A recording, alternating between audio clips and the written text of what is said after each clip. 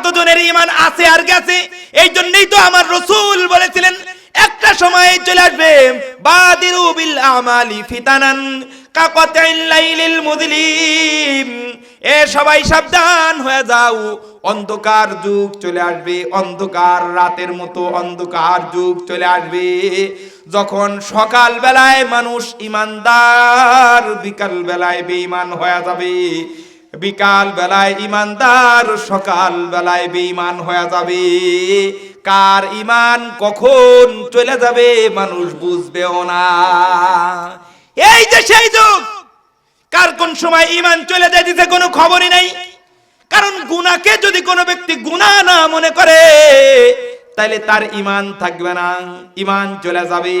এবার পুরুষের জন্য একটা উদাহরণ নেন, এটা তো বললাম নারীর জন্য, পুরুষের উদাহরণ আল্লাহ তাআলা বলে দিয়েছেন ওয়াইলুল লিল মুতাফফিফিন আল্লাযীনা ইযা ক্তালু আলান নাসি ইস্তাওফুন ওয়া ইযা কালুহুম আও ওয়াজানুহুম ইউখসিরুন। আল্লাহ তাআলা বলেন এ মুতাফফিফিন যারা আছে তাদের জন্য ওয়াইল নামক জাহান্নাম, অথবা মুতাফফিফিনদের জন্য হলো ধমকি। মুতাফফিফিন কারা? আল্লাহ তাআলা বলে দেন যারা কিনার সময় পরিপূর্ণ মাইপা তারপরে নেয়, কিন্তু বেচার সময় কমায়া কমায়া দেয়। নেয়ার সময় কি করে? একেবারে ডক মতো 40 কেজির জায়গায় 45 নেয়, কয় যে 42 কেজি নেয়, 42 কেজি মাশাআল্লাহ। নেয়ার সময় কত? 42 কেজি নেয়, আর বেচার সময়ে পানি মাইরা ভরে ওজন বাড়ায় দেয়, পানি মাইরা মাইরা ওজন বাড়ায় দেয়। আবার কখনো মিটার দূরে রাখে, কাস্টমারের চোখের আড়ালে মিটার রাইখা 2-4 গ্রাম কইরা কইরা কমায়া দেয়। আবার কখনো ঠুঙ্গার নিচে কাগজ মোটা কইরা বাস কইরা 61-62 গ্রাম কাগজের ঠুঙ্গা ফলের সাথে চালায় দেয়। কোন আছে না না এগুলা? দেখবেন গরু জবাই করছে, জবাই কইরা তার মধ্যে পানি ঢাইলা গরুর গোশতের ওজন বাড়ায় দিতেছে, ওজন বাড়ায় দিতেছে, দুধ বিক্রয় করতে নিয়ে যেতেছে, মাপার সময় কম পড়ে গেছে, একটু পানি দিয়া পুরাপুরি গ্লাস ভরে দিছে, এটাও কম, মাপে কম দেওয়ার গুনাহ, এটাও মাপে কম দেওয়ার গুনাহ। কামলা দিতে গেলে 7টার সময় কাজে যোগ দেওয়ার কথা, 1টা পর্যন্ত কাজ করবে। প্রথম দিন করেছে ঠিক মতো, দ্বিতীয় দিন কাজে যাইতে দেরি করে ফেলাইছে, 1 ঘন্টা 1.5 ঘন্টা পর্যন্ত দেরি করে তারপরে কাজে গেছে। আবার মালিক যত সময় পর্যন্ত ছিল ঠিক মতো কাজ করেছে, মালিক নাই, কাজের মধ্যে হেরফের করেছে, বিড়ি টানছে, বৈশা বৈশা কাজ করে নাই। তাহলে যদি টাকা ঠিক মতো নেয়, কাজ যদি কমায়া দেয়, তাহলে মাপে কম দেওয়ার গুনাহ হবে। নাউজুবিল্লাহ কোন না? মাপে কম দেওয়ার গুনাহ হবে। যে কোনো ভাবে যদি কোনো ব্যক্তিকে তার অধিকার থেকে বঞ্চিত করা হয়, তাহলে মাপে কম দেওয়ার গুনাহ হয়। এমনকি পিতা ইন্তেকাল করেছেন, যখন ইন্তেকাল করেছেন ওই মুহূর্তে তিনি একটা সুই রাইখে গেলেও তার মধ্যে মেয়ে থাকলেও তার মধ্যে অংশীদার, ছেলে থাকলেও অংশীদার। সরিষার 1 বোতল তেল রেখে গেছে, ওটার মধ্যে অংশীদার। 6 খান প্লেট রাইখা মরে গেছে, ওর মধ্যেও মেয়েরা অংশীদার হয়ে যাবে। সমস্ত সন্তান যারা আছে সবাই এর মধ্যে অংশীদার হয়ে যাবে। এবার যদি ভাই ভোগ করতেছে কিন্তু বোনের অংশ বুঝায়া দেয় নাই, তাইলে মিরাজ থেকে বঞ্চিত করার গুনাহ হবে।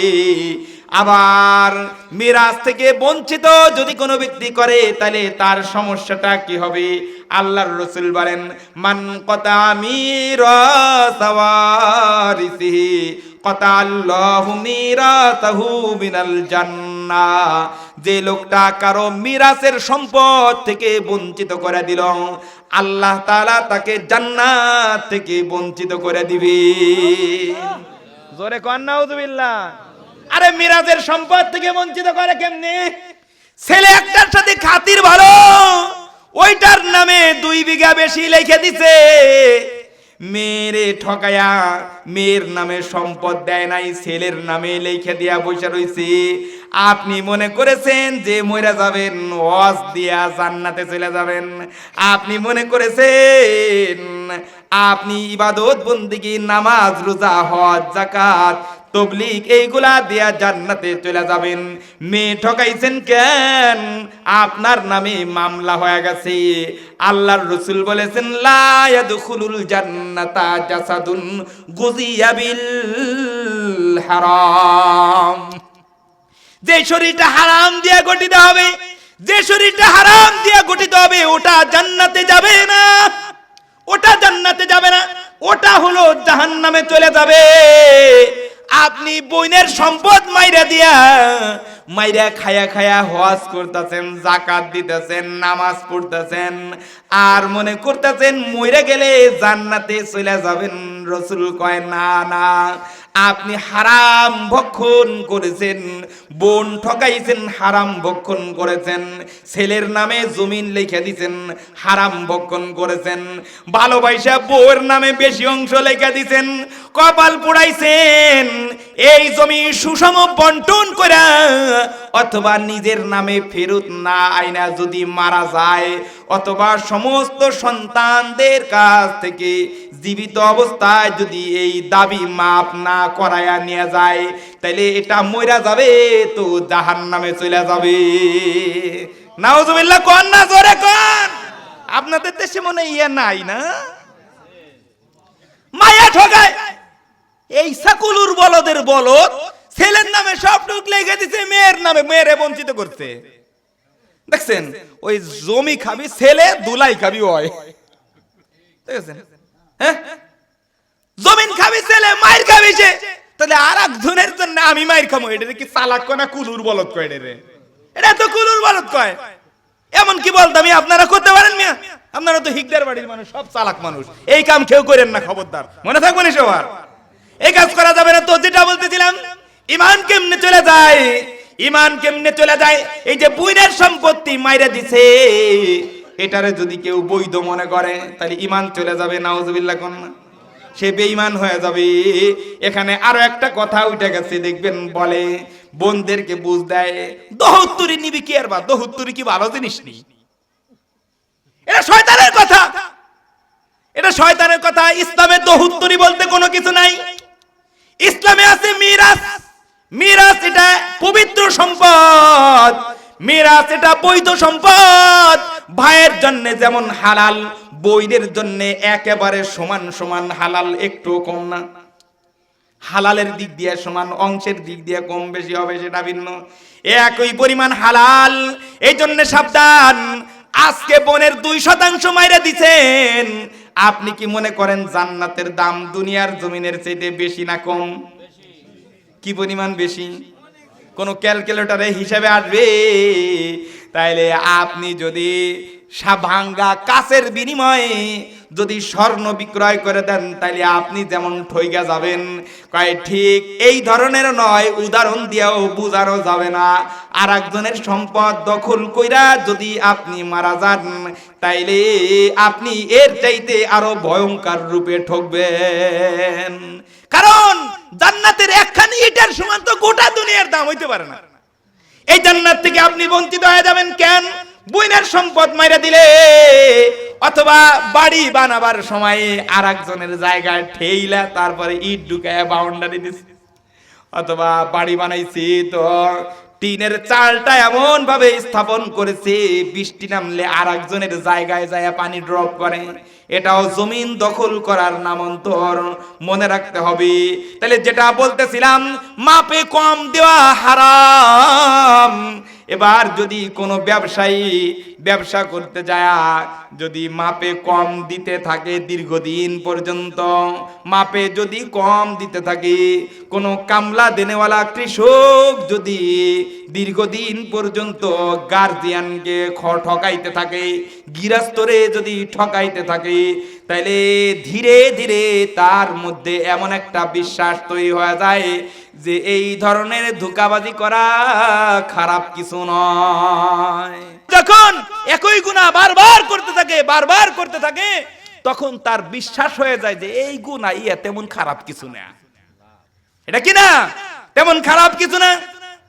দেখবেন ব্যবসায়ীরা দেখবেন অনেক সময় বলে ফেলে এখনকার সময় একটু ধোঁকাবাজি না করলে ব্যবসা বাণিজ্য করা যায়নি, এখন ব্যবসার ময়দানে টিকে থাকতে হলে একটু এদিক সেদিক করতে হবে, নাইলে টেকা যাবে না। এটা দোষের কিছু নয়।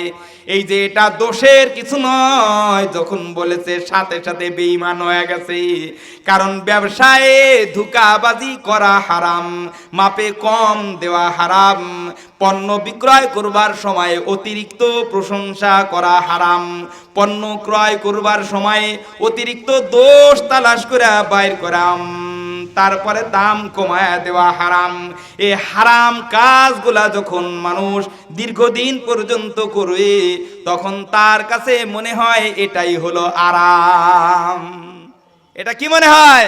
যেমন উদাহরণ দিতে গিয়ে এই কথাটা আমি প্রায় সময়ই বলে থাকি যে যারা পোল্ট্রি মুরগির ফার্ম আছে, যারা ফার্মের কাজ পরিচালনা করেন, এদের কাছে কি নাক মুখ ঢাইকে নেয় নাকি এমনি চালাই যেতে থাকে?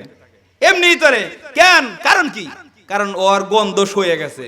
কিন্তু আপনি যদি যান তাহলে নাকের ছিদ্র বুঝে গাল দে বাতাস নিলেও মনে হবে যেন গন্ধ ঢুকতেছে। কথা কোন ঠিক না বেটি? এদের সহ্য হয়ে গেছে। ঠিক এমন একজন মানুষ যখন দীর্ঘদিন পর্যন্ত যখন কোনো গুনার কাজ করতে থাকে তখন এই গুনাহ আর তার কাছে গুনাহ মনে হয় না, তখন এটা তার কাছে একটা স্বাভাবিক বিষয় মনে হয়ে যায়। যেদিন থেকে হারামকে আর হারাম মনে না করে সেদিন থেকে মানুষ বেঈমান হয়ে যায়। আপনাদের কি সবাই এই কথাগুলো মনে থাকবে? তাহলে এবার প্রথম আয়াতের দিকে আসেন। আল্লাহ তাআলা বলেছেন ইয়া আইয়ুহাল্লাযীনা আমানুত্তাকুল্লাহা হাক্কা তুকাতিহি ওয়া লা তামুতুন্না ইল্লা ওয়া আনতুম মুসলিমুন। ও ঈমানদারগণ, তোমরা আল্লাহ তাআলাকে যথাপযুক্ত রূপে ভয় করো।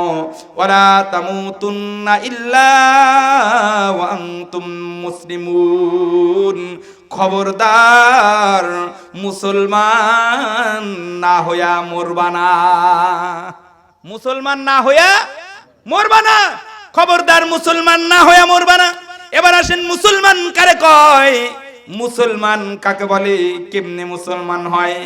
আল্লাহর রাসূল সাল্লাল্লাহু আলাইহি ওয়াসাল্লাম বলেন মুসলমানকে জানো, আল মুসলিমু মান সালিমাল মুসলিমুনা মিন লিসানিহি ওয়া ইয়াদিহি।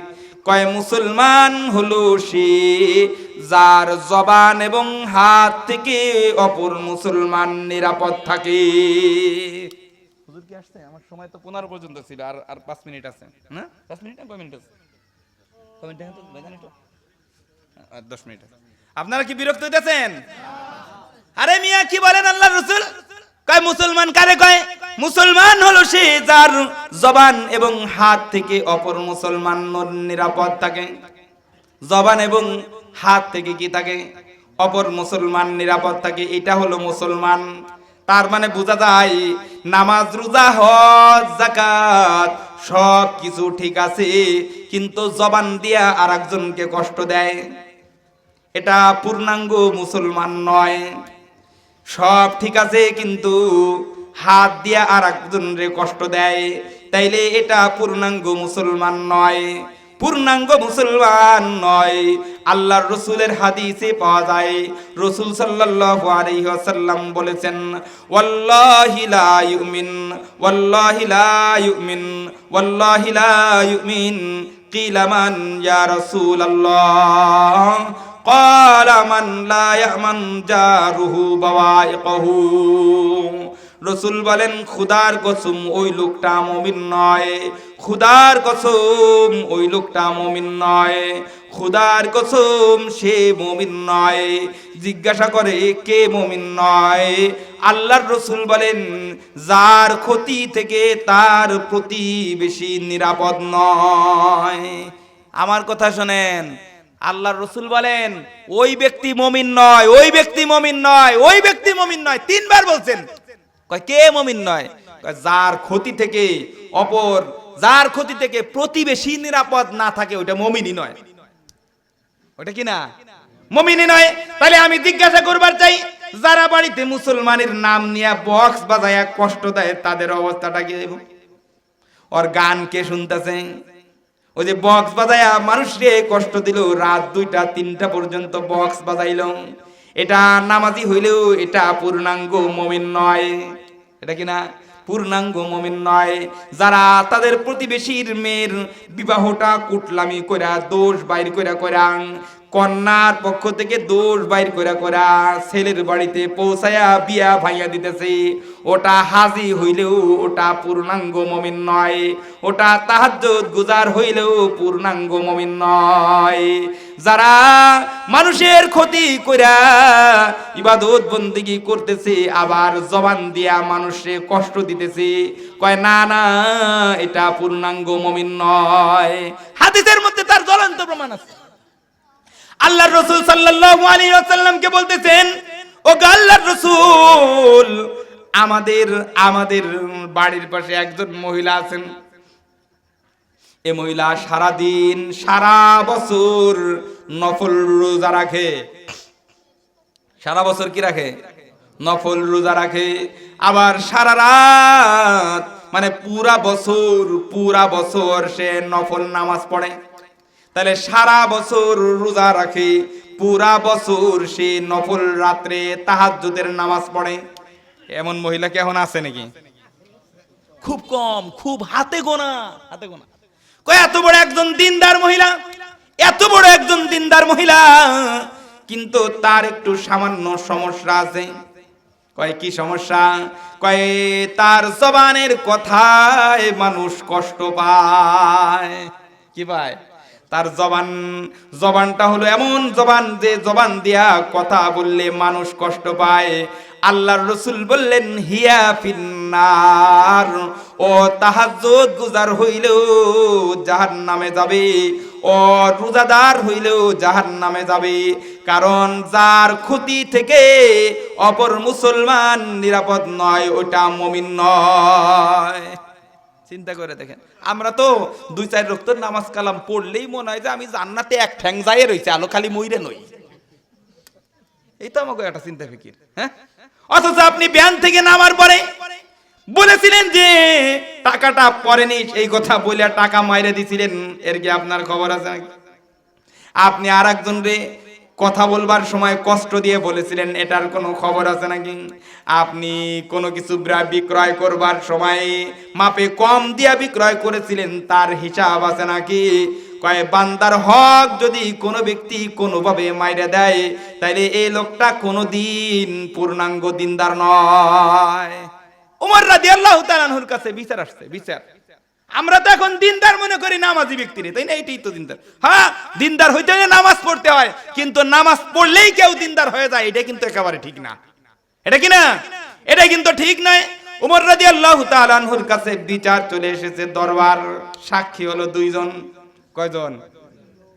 2 জন সাক্ষী নিয়ে বিচার করবার জন্য বসছেন।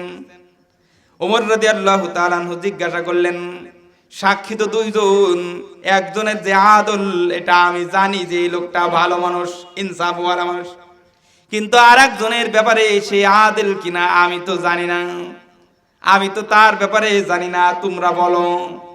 এক লোক দাঁড়ায় বলতেছে, হুজুর আমি জানি সে খুব ভালো মানুষ। সে কি মানুষ? আমি জানি জম্মের ভালো মানুষ সে। ওমর রাদিয়াল্লাহু তাআলা আনহু জিজ্ঞাসা করলেন, হালাংতা জানুল্লাহ, তুমি কি তার প্রতিবেশী?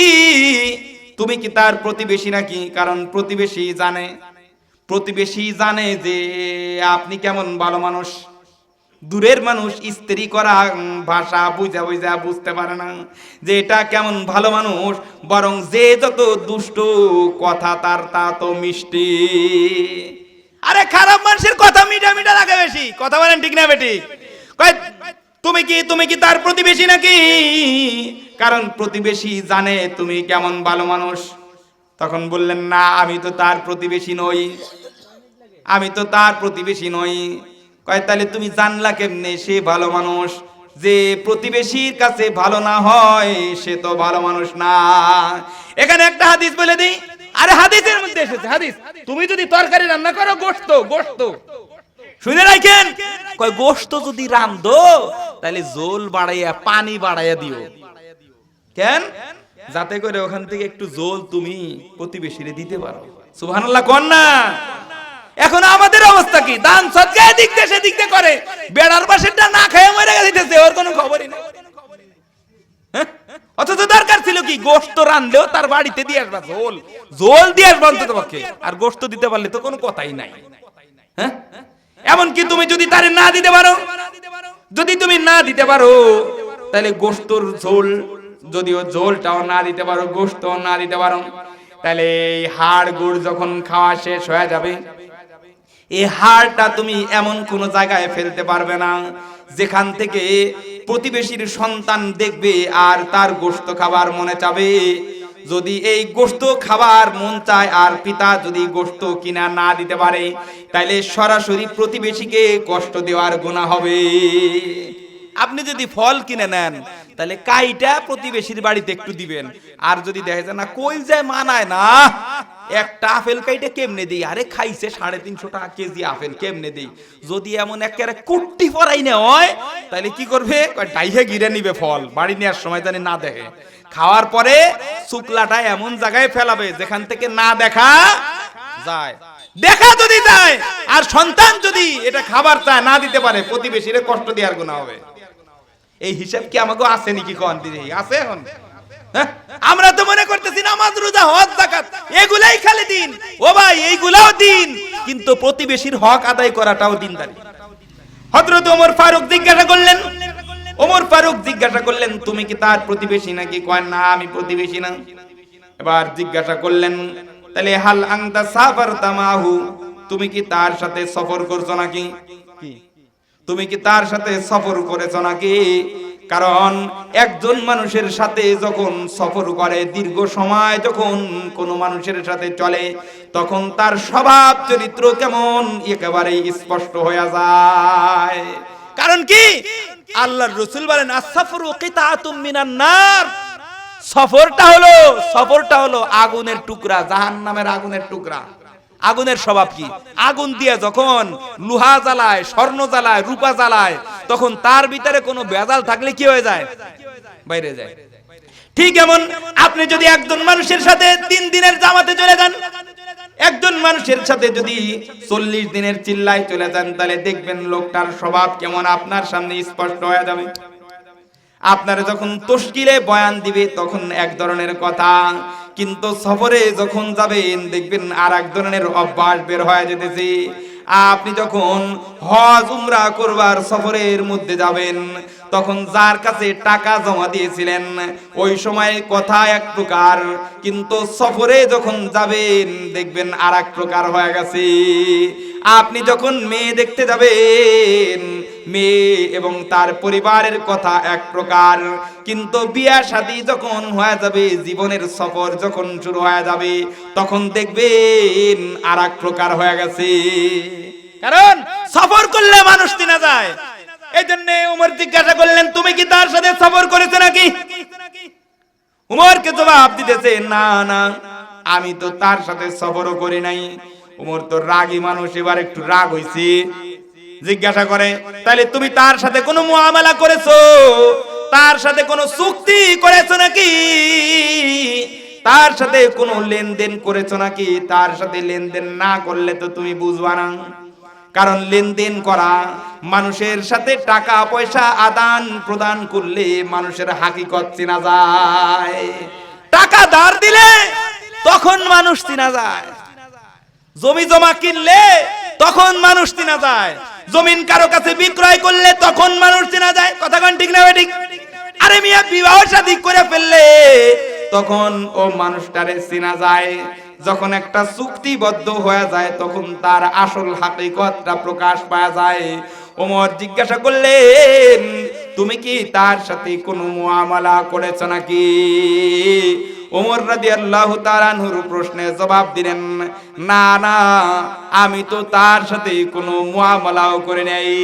এবার ওমর অনেকটা রাগত স্বরে জিজ্ঞাসা করলেন, তাইলে কি তুমি তারে নামাজ পড়া দেখছো নাকি? নামাজ পড়া মসজিদ থেকে বাইরে হইছে এই দেখছো নাকি? কয় হ্যাঁ, এইটা আমি দেখেছি, তারে আমি নামাজ পড়া দেখেছি, এই জন্য বলেছি ভালো মানুষ। ওমর বলেন, না না না না, তুমি ভুল বলেছো। কোন ব্যক্তি ভালো শুধু নামাজ পড়লেই ভালো মানুষ হয়ে যায় না। মসজিদের মধ্যে তো জুতা যে চুরি করে সেও নামাজ পড়বার যায়, নামাজীদের সাথে তো সেও মসজিদে যায়, আলো যে আইল ঠেলাঠেলি করে সেও তো মসজিদের মধ্যে যায়, যে লোকটা সুদে টাকা লাগায় এই লোকটাও তো মসজিদে যায়, যে লোকটা বউয়ের হক নষ্ট করে সেও তো মসজিদে যায়। কয় মসজিদে যায় আর নামাজ পড়লেই কেউ ভালো মানুষ হওয়া যায় না, বরং যত সময় পর্যন্ত দুই কাজ না করবে তত সময় পর্যন্ত কোন ব্যক্তি ভালো মানুষ এটা বলা যাবে না। এক নম্বর, কয় আল্লাহ তাআলার যত হক আছে হক গুলা আদায় করবে। দুই নম্বর, বান্দার যত হক আছে সব হক গুলা আদায় করবে। বরং বান্দার হক যদি বিন্দু পরিমাণও কেউ মাইরা দেয় ও কশিন কালেও ভালো মানুষ হইতে পারবে না। দিনদার হওয়ার জন্য বান্দার হক আদায় করাটা জরুরি, যেমন আল্লাহর হক আদায় করা জরুরি। বরং এখানে আরো একটা পার্থক্য আছে, পার্থক্যটা খুবই চমৎকার এবং ভয়ঙ্কর পার্থক্য। মনে করেন কোন ব্যক্তি 80 বছর পর্যন্ত আল্লাহ তাআলার সাথে শিরিক করেছে, আল্লাহ তাআলাকে কুফর করেছে, আল্লাহর প্রতি ঈমান আনেই নাই, সরাসরি বেঈমান। সরাসরি কি? বেঈমান। এবার যদি জীবনের শেষ মুহূর্তে এসে আজরাইলের সাথে দেখা করবার আগে, যদি দেখা হয়ে যাওয়ার আগে মানে জান কবজ করবার আগে যদি নিজের ভুল বুঝতে পারে যে আমি ভুল করে ফেলাইছি, আমি তো এসেছিলাম আল্লাহ তাআলার গোলামি করবার জন্য, কি করলাম সে আল্লাহকে আমি অস্বীকার করে বসেছি, যদি তওবা কইরা মুসলমান হয়ে যায় 5 মিনিট আগে যদি মুসলমান হয়ে যায়, আরে কয়েক মুহূর্ত আগেও যদি মুসলমান হয়ে যায়, তাহলে জীবন ভর যে কুফর আর শিরক করেছে সব গুনাহ আল্লাহ তাআলা একসাথে মাফ করে দিবে। আল ইসলামু ইয়ানহাদিমু মা কানা ক্বাবলাহু, ইসলাম তার পূর্বে যত পাপ আছে সব মাফ করে দেয়। শুধু মাফ করে দিয়ে এইখান তো হয় না, বরং এই বেঈমান থাকাকালীন সময়ে সে যত জনকল্যাণমূলক কাজ করেছে, যত জনকল্যাণমূলক কাজ করেছে, মনে করেন দুই ব্যক্তির মধ্যে সুন্দর মীমাংসা করে দিছে, দুই ব্যক্তির মধ্যে ফয়সালা করে দিছে, রোড বানায় দিছে, টিউবওয়েল গাড়া দিছে, গরিব মানুষের দান সদকা করেছে, কয় যে কোনো ভাবে যত জনকল্যাণমূলক কাজ এতদিন পর্যন্ত করেছে, ঈমান না থাকার কারণে এটা খাতায় ওঠে নাই। কিন্তু এবার যখন তওবা করছে, পিছনে যত জনকল্যাণমূলক কাজ করেছিল সব আল্লাহ তাআলা তার আমলনামায় উঠায়া দেয়। চিন্তা করে দেখছেন কি আশ্চর্যজনক কথা না? আশ্চর্যজনক কথা। কিন্তু এখানে বিপরীতটা হলো বান্দার হক।